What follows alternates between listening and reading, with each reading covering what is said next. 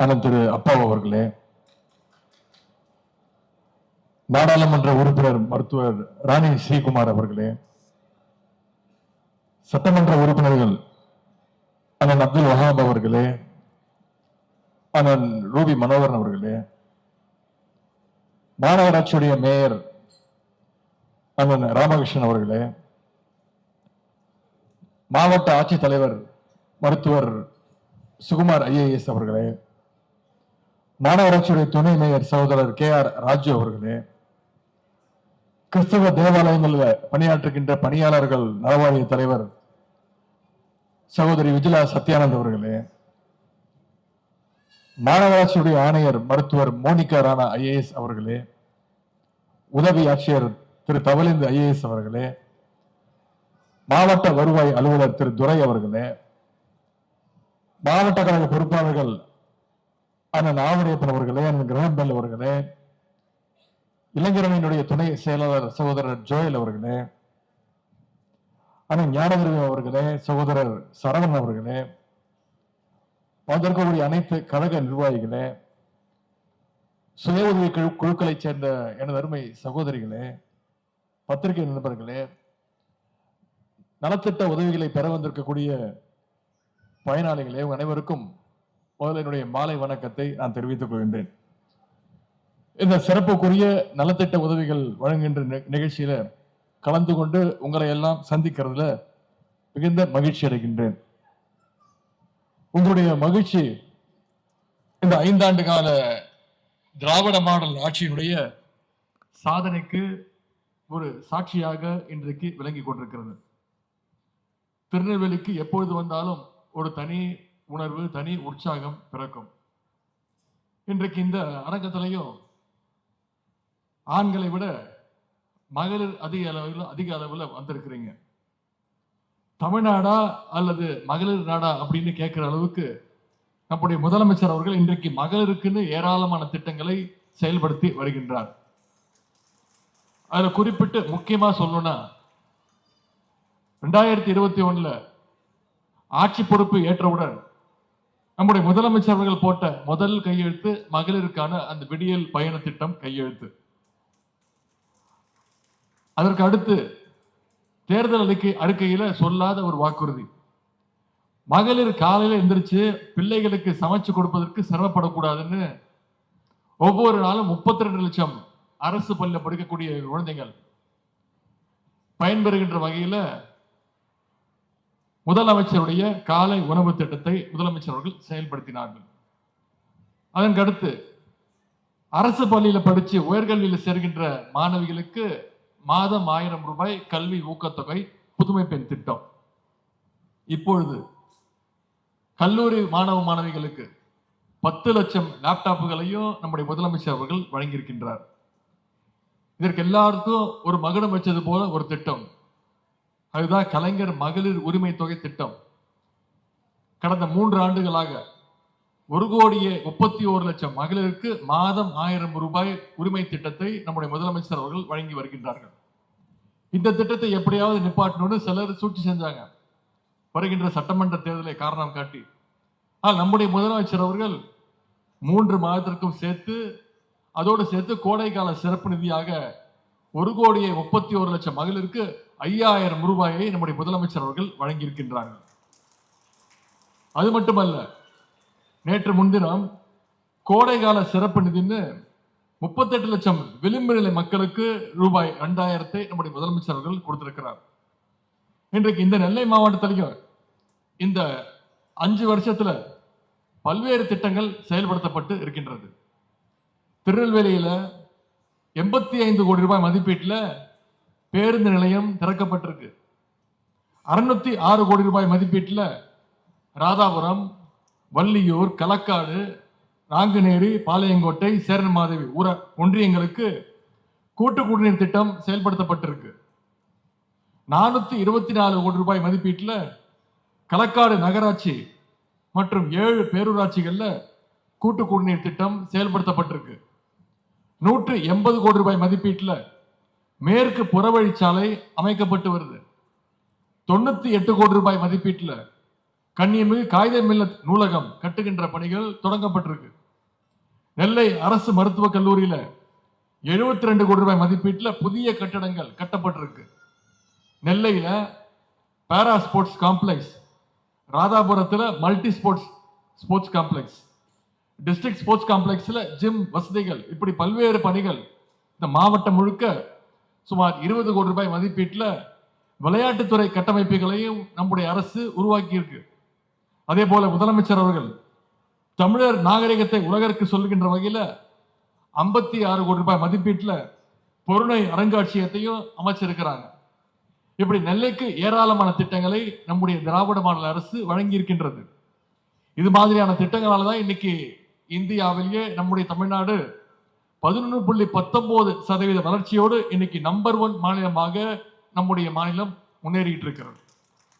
இந்த வளர்ச்சி தொடர வேண்டும். தொடர உங்களுடைய அன்பும் ஆதரவும் முக்கியம்.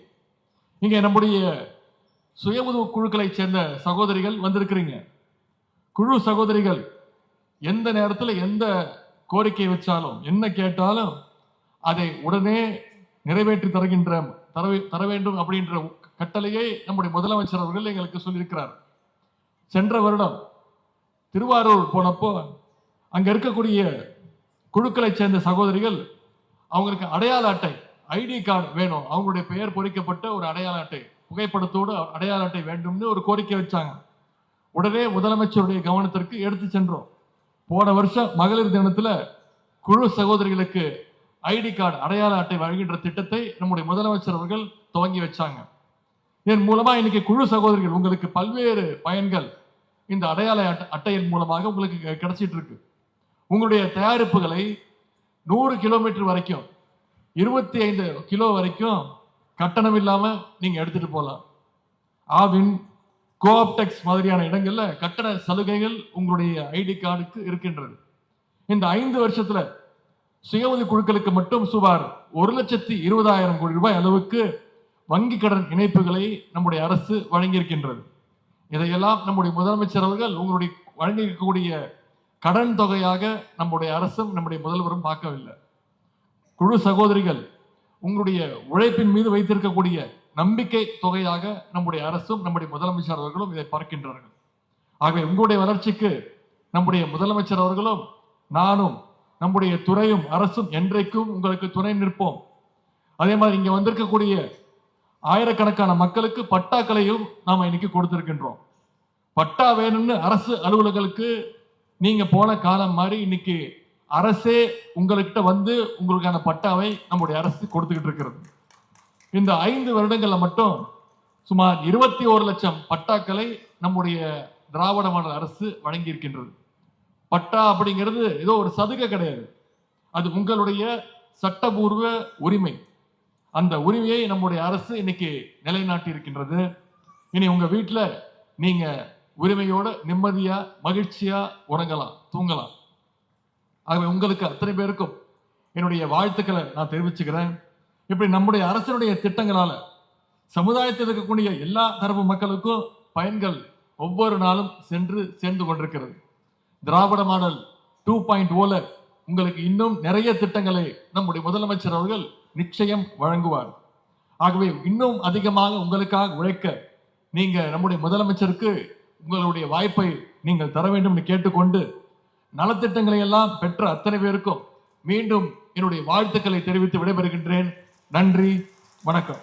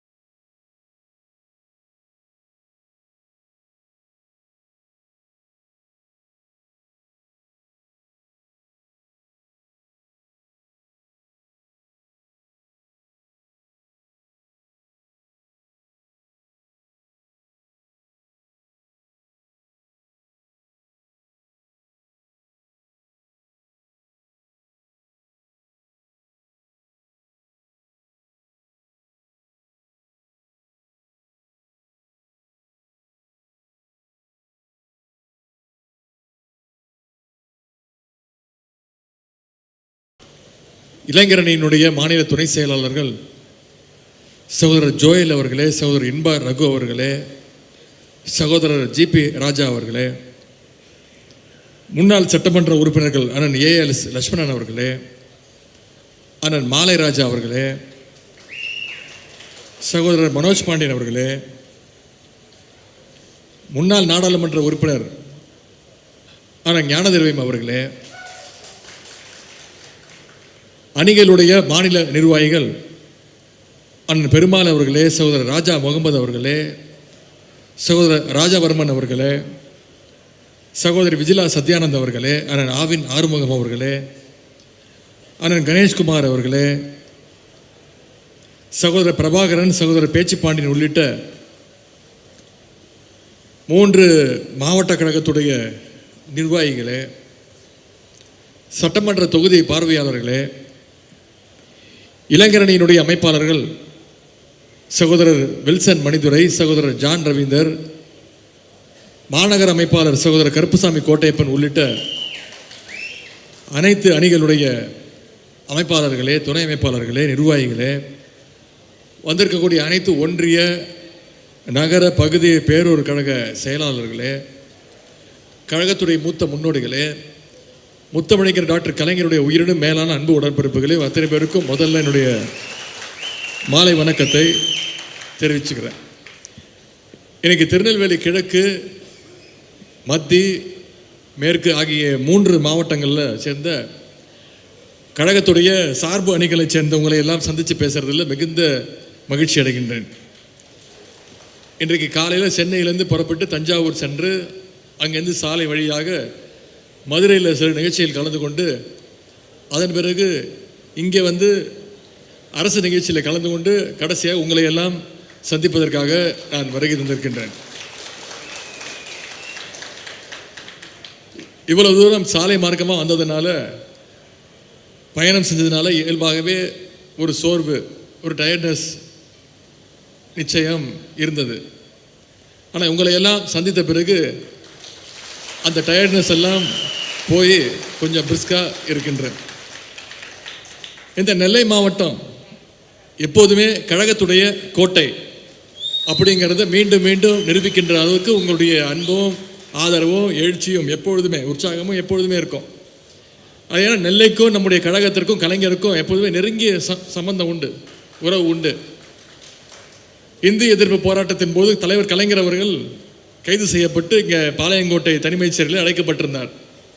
அப்போ கலைஞரை பார்ப்பதற்கு பேரறிஞர் அண்ணா அவர்கள் இங்கே வந்து கலைஞரை பார்த்துட்டு வெளில வந்து சொன்னார், நான் செல்ல வேண்டிய புண்ணிய பூமி இதோ என் தம்பி கருணாநிதி அவர்கள் அடைபட்டிருக்கக்கூடிய இந்த சிறை அப்படின்னு அண்ணா அவர்கள் பெருமையாக சொல்வார்.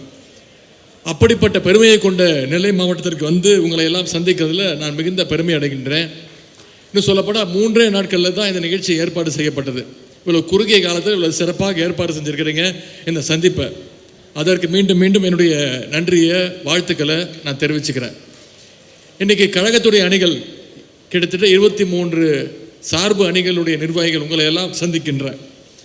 இந்த அணிகளை எல்லாம் ஆங்கிலத்தில் விங்ஸ்ன்னு சொல்லுவாங்க. இன்றைக்கி கழகம் வெற்றி மேலே வெற்றி பெற்று உயர உயர பறக்குதுன்னா அதற்கு சிறகாக, விங்ஸாக இருப்பது வந்திருக்கக்கூடிய அணிகளுடைய நிர்வாகிகள் நீங்கள் தான். நம்முடைய கழகத்தில் மட்டும்தான் மாற்றுத்திறனாளிகள் அணி, கல்வியாளர் அணின்னு மொத்தம் 23 அணிகள் இன்றைக்கு இருக்கின்றது.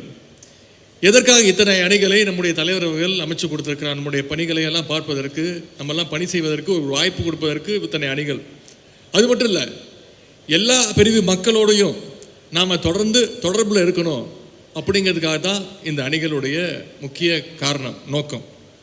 எல்லோருடைய தேவையும் நாம் உள்வாங்கி அதை நிறைவேற்றுவதற்காக நம்முடைய உழைப்பை நாம் கொடுக்கணும். இதுதான் சார்பு அணிகளுடைய மிக மிக முக்கியமான ஒரு பணி.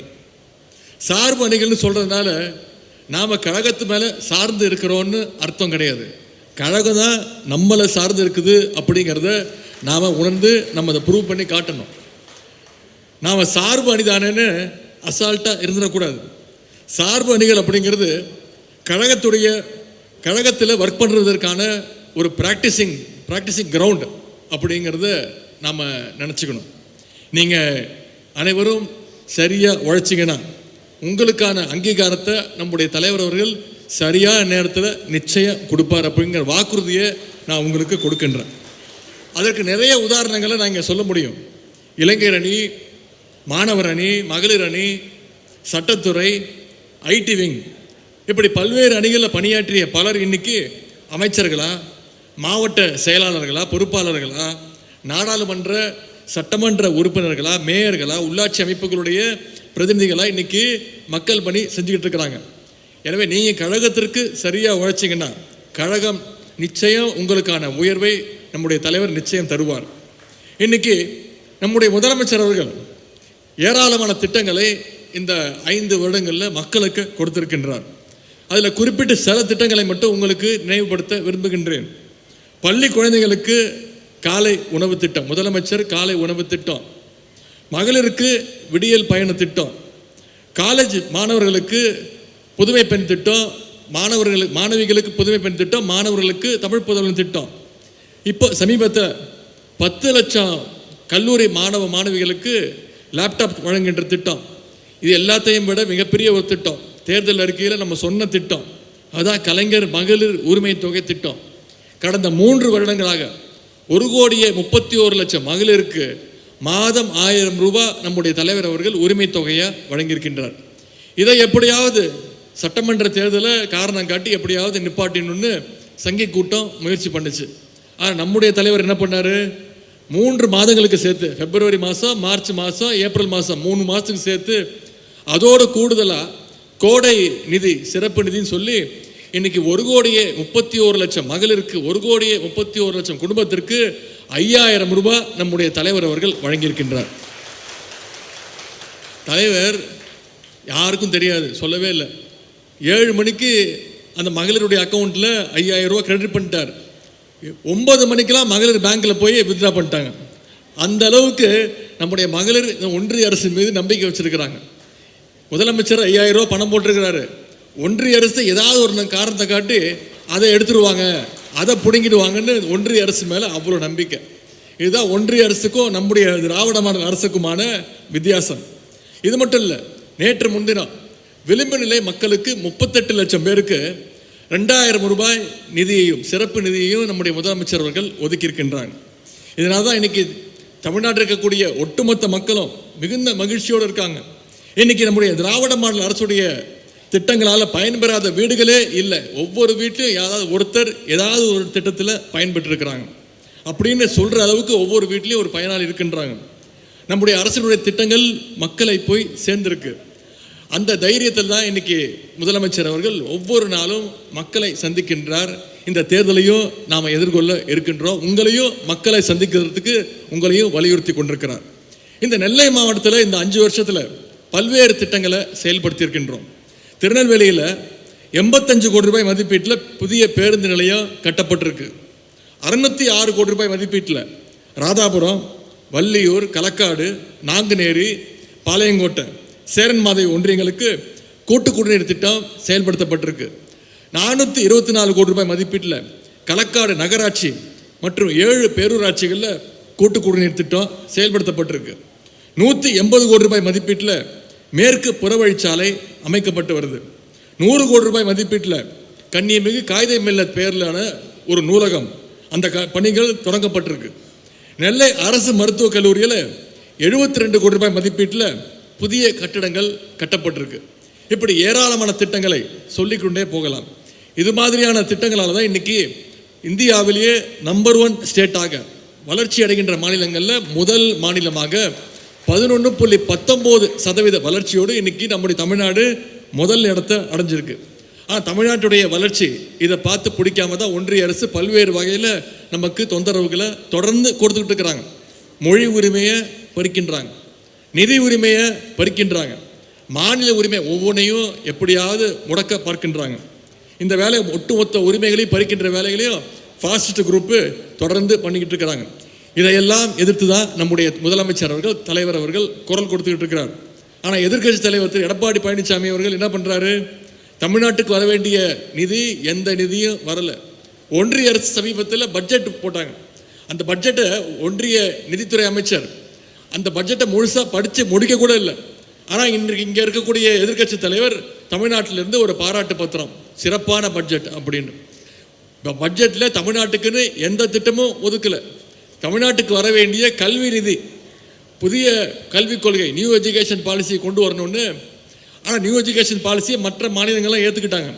ஆனால் தமிழ்நாடு ஏற்றுக்குச்சுன்னா, எந்த மாநிலமும் ஏற்றுக்குச்சுன்னா, ஒன்றிய அரசு குறுக்கு வழியில் சமஸ்கிருதத்தையும் இந்தியையும் திணிக்க பார்க்குறாங்க, மீண்டும் குலக்கல்வி திட்டத்தை திணிக்க பார்க்குறாங்கன்னு நம்முடைய முதலமைச்சர் அவர்கள் முடியாதுன்ட்டாங்க. இன்னைக்கு ஒன்றிய அரசு நம்ம மாநிலத்துக்கு தர வேண்டிய கல்வி நிதி 3200 கோடியை நிப்பாட்டி வச்சிருக்கிறாங்க. ஒன்றிய அமைச்சர் சொல்றார், மற்ற மாநிலங்கள்லாம் ஏற்றுக்குச்சு, தமிழ்நாடு மட்டும் ஏற்றுக்க மாட்டேங்குது. தமிழ்நாடு ஏற்றுக்குச்சுன்னா தான் 3200 கோடி கொடுப்போம் அப்படின்னு நம்முடைய தலைவர் சொல்லிட்டார். நீங்கள் மீண்டும் புதிய கல்விக் கொள்கை மூலமாக இந்தியையும் சமஸ்கிருதத்தையும் திணிக்க பார்க்குறீங்க, குலக்கல்வி திட்டத்தை திணிக்க பார்க்குறீங்க. 3200 கோடி இல்லை, நீ 10,000 கோடி கொடுத்தாலும் எந்த நேரத்துலையும் தமிழ்நாட்டுக்குள்ளே இந்தி திணிப்பை நான் நிச்சயம் அனுமதிக்க மாட்டேன்னு சொன்ன ஒரே தலைவர் நம்முடைய தலைவர். இன்னைக்கு மற்ற மாநில முதலமைச்சர்கள்லாம் நம்முடைய தலைவர் ஒன்றிய அரசு ஏதாவது திட்டம் கொண்டு வந்துச்சுன்னா தமிழ்நாடு என்ன முடிவு எடுக்குதுன்னு பொறுத்திருந்து பார்க்குறாங்க. அதன் பிறகு தான் அவங்க அந்த முடிவு எடுக்கிறாங்க. 4 நாளுக்கு முன்னாடி ஒன்றிய பிரதமர் மோடி அவர்கள் மதுரைக்கு வந்திருந்தார். நான் சமீபத்தில் பேசியிருந்தேன், நாங்கள் ஈடிக்கும் பயப்பட மாட்டோம், ஒன்றிய அரசு மிரட்ட பார்க்குது, ஈடிக்கும் பயப்பட மாட்டோம், மோடிக்கும் பயப்பட மாட்டோம். மோடி இல்லை, மோடியோட டாடி வந்தாலும் பயப்படுற கூட்டம் திமுக கூட்டம் கிடையாதுன்னு சமீபத்தில் இளைஞர் அணியினுடைய சந்திப்பு, நிர்வாகி சந்திப்பில் பேசினேன். அதற்கு மோடி அவர்கள் வந்து பேசுகிறார், ஒரு பேரை சொல்லாமல் குறிப்பிட்டு பேசுகிறார். ஒரு சிலர் இப்படி பேசியிருக்கிறாங்க, என்னை பார்த்து யாரும் பயப்பட தேவையில்லை அப்படின்னு ஒன்றிய பிரதமர் திரு மோடி அவர்கள் குறிப்பிட்டு பேசினார்.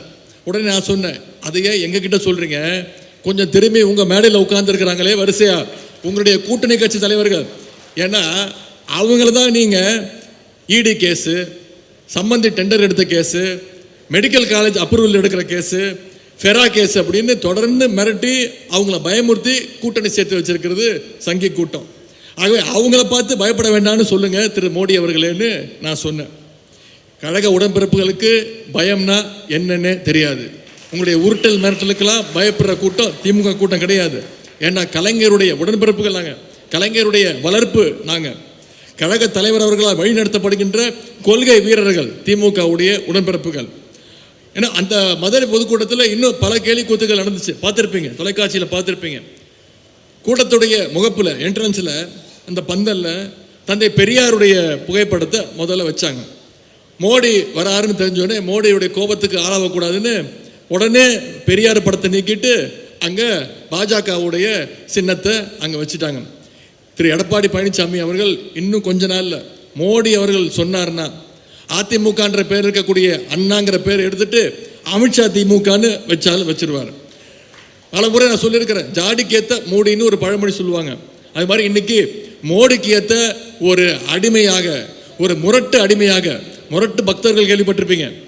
அது மாதிரி இன்னைக்கு இந்தியாவிலே ஒரு முரட்டு அடிமை யாருன்னா நம்முடைய திரு எடப்பாடி பழனிசாமி அவர்கள் தான். இவங்களுக்கெல்லாம் ஒரு சரியான பதிலை கொடுக்கணும்னா நமக்கு கிடைச்சிருக்கக்கூடிய வாய்ப்பு வருகின்ற சட்டமன்ற தேர்தல். வந்திருக்கக்கூடிய அணி நிர்வாகிகள் உங்கள்கிட்ட நான் கேட்டுக்கொள்வதெல்லாம், அடுத்து இன்னும் 40 நாட்கள் தான் தேர்தல், இன்னும் ஒரு வாரத்தில் தேர்தல் தேதியை அறிவிச்சிருவாங்க. அடுத்து வருகின்ற 40 நாட்கள் நாம் அனைவரும் களத்தில் இருந்து நம்முடைய ஆட்சியினுடைய திட்டங்களை, நம்முடைய கழகத்துடைய சாதனைகளை, வரலாறை மக்கள்கிட்ட கொண்டு போய் சேர்க்கணும். உங்களுக்குள்ள அந்த பொறுப்புகளை பிரிச்சுக்கோங்க. ஒவ்வொரு அணிக்கும் இந்த டார்கெட்டுன்னு ஃபிக்ஸ் பண்ணிக்கோங்க. ஒவ்வொரு அணியும், இளைஞர் அணியாக இருக்கட்டும், களத்தில் இறங்கி அடுத்த 40 நாட்கள் நம்முடைய பிரச்சாரத்தை நாம் செய்ய வேண்டும் நான் கேட்டுக்கொள்கின்றேன். அதுபோல தேர்தல் வந்துட்டா சிங்கிள் டீயை குடிச்சிட்டு தீ மாதிரி வேலை செய்வ பார்க்குறவன் தான் திமுக தொண்டன் அப்படிங்கிறத நாம் தமிழ்நாட்டில் கூடிய அனைத்து கட்சிகளுக்கும் நாம் நிரூபித்து காட்ட வேண்டிய நேரம் இந்த வருகின்ற சட்டமன்ற தேர்தல். இந்த தேர்தல் தமிழ்நாட்டு அணிக்கும் டெல்லி அணிக்கும் நடக்கக்கூடிய ஒரு தேர்தல். இந்த தேர்தலில் நாம் வென்று காட்ட வேண்டும். தமிழ்நாடு என்றைக்குமே டெல்லிக்கு அவுட் ஆஃப் கண்ட்ரோல் அப்படிங்கிறத மீண்டும் நாம் நிரூபித்து காட்ட வேண்டும். பாசிஸ்டுகளுக்கு மீண்டும் அதை புரிய வைக்க வேண்டும். அரசனுடைய சாதனைகள் இருக்குது, கொள்கைகள் இருக்கு. வீடு வீடா போய் அதை பேசுங்க, திண்ணை பிரச்சாரம் செய்யுங்க. புதிய வாக்காளர்கள்கிட்ட கழகத்தை பற்றியும் நம்முடைய அரசினுடைய திட்டங்களை பற்றியும் கொண்டு போய் சேருங்க. கழகத்துடைய வெற்றிக்கு சார்பு அணிகளுடைய உழைப்பு ஒரு முக்கிய காரணமாக இருந்துச்சு அப்படிங்கிறத ப்ரூவ் பண்ணி காட்ட வேண்டிய நேரம் ஒவ்வொரு அணிகளுடைய பொறுப்புலையும் அது இருக்கு. வெல்வோம் 200, படைப்போம் வரலாறுன்னு தலைவர் சொல்லியிருக்கிறார். நமக்கு தலைவர் கொடுத்துருக்க டார்கெட் 200. நாம் நிச்சயம் களத்தில் இறங்கி அடுத்த 40 நாட்கள் நம்ம பிரச்சாரத்தை செஞ்சோன்னா, மக்களை நேரடியாக சந்திச்சோன்னா 200 அல்ல 200க்கும் அதிகமான தொகுதிகளில் நிச்சயம் திராவிட முன்னேற்ற கழகம் வென்று மீண்டும் நம்முடைய தலைவர் அவர்கள் 2வது முறையாக நம்முடைய முதலமைச்சர் அவர்கள் மீண்டும் பொறுப்பேற்பார் என்பதை கூறிக்கொண்டு, வர்ற ஒவ்வொரு நாளும் ஒவ்வொரு நிமிஷமும் அயராது உழைப்போம்னு சொல்லி இங்கே வந்திருக்கக்கூடிய ஒவ்வொரு அணியினரும் தனித்தனியாக புகைப்படம் எடுத்துக்கொள்ளப்படும். எனவே ஒவ்வொருத்தரும் பொறுமையாக வாருங்கள் என்று கூறிக்கொண்டு, இந்த சிறப்பான வாய்ப்பை ஏற்படுத்தி கொடுத்த அனைத்து மாவட்ட கழக செயலாளர்களுக்கும் வந்திருக்கக்கூடிய அனைத்து அணிகளுடைய நிர்வாகிகள் மீண்டும் உங்கள் அத்தனை பேருக்கும் என்னுடைய நன்றியை சொல்லி விடைபெறுகின்றேன். நன்றி, வணக்கம்.